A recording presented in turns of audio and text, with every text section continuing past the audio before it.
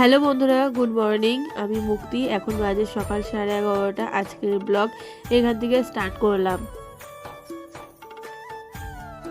স্নান হয়ে গেছে আর জামা কাপড়গুলো মেলে দিলাম। মাথায় তেল দিয়েছি, চুলটাও ভিজিয়েছি। তো তার জন্য ভালো করে ব্যালকনিতে চুলটাকে মুছে নিয়ে আসলাম, না হলে ঘরের ভেতরে এত চুল পড়ে যে কি বলবো। তো যাই হোক, এই যে মাথাটা আশ্রয় নিয়ে সিঁদুর পরে নিলাম। আর এত শীতকাল, শীতকালে তো ভেজলিং তো চোটে লাগাতেই হবে, তো একটু ভেজলিংও লাগিয়ে নিলাম।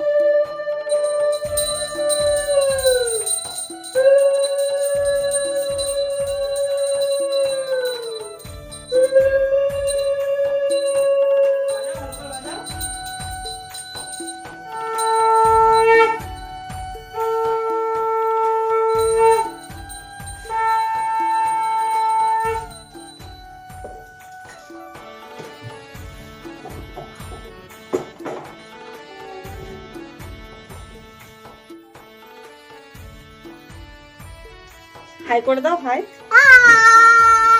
বলো। কেমন আছো? ভালো আছো? আমি তো খুব ভালো আছি। তুমি কোথায় এসেছো বলো? আমি জেম্মার ঘরে এসেছি। বলো দিদির সঙ্গে খেলা করছি। শোনো শোনো না, বলো দিদির সাথে খেলা করছি। বলো কোনটা? না, বলো দিদির সাথে খেলা করছি। বলো। এখন ওইখানে একটা পুতুল দেখেছো, ওইটা নেবে।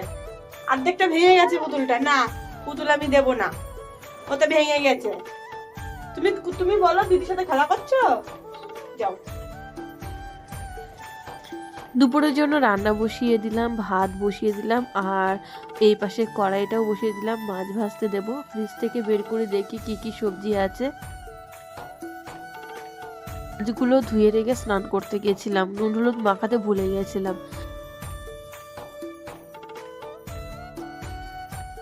মাছ ভাজতে বসিয়ে দিয়ে আসলাম। এদিকে আমি এখন সবজি কেটে নেব। আর আজ রুই মাছের ঝোল করব কচুমুখী আর আলু দিয়ে। অনেকে কাটিকুচু বলে থাকে, কিন্তু আমরা কচুমুখী বলি।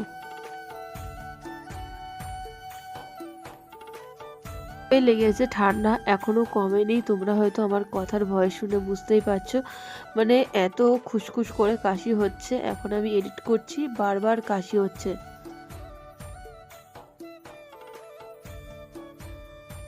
রান্না বান্না কমপ্লিট হয়ে গেছে। টক করেছি, আমের টক, বেগুন ভাজা, ওখানে মাছ ভাজা রয়েছে, শসা কেটে নিয়েছি, আর করেছিলাম হচ্ছে শাক ভাজা। আর খাওয়া দাওয়া হয়ে গেছে। এখন শুলাম, আর চুলটাও ভেজা রয়েছে। চুলটাকে খুলে এখন একটু ঘুমিয়ে নেব। প্রচণ্ড পরিমাণে ঘুম পেয়ে গেছে। খেয়ে দিয়ে উঠলেই পরেই না আমার এত ঘুম পায়, মানে শুতে পারলে বাঁচি। তো চলো বন্ধুরা, আমার এই ছোট্ট ব্লগটি তোমাদের কেমন লাগে অবশ্যই জানিও। টাটা।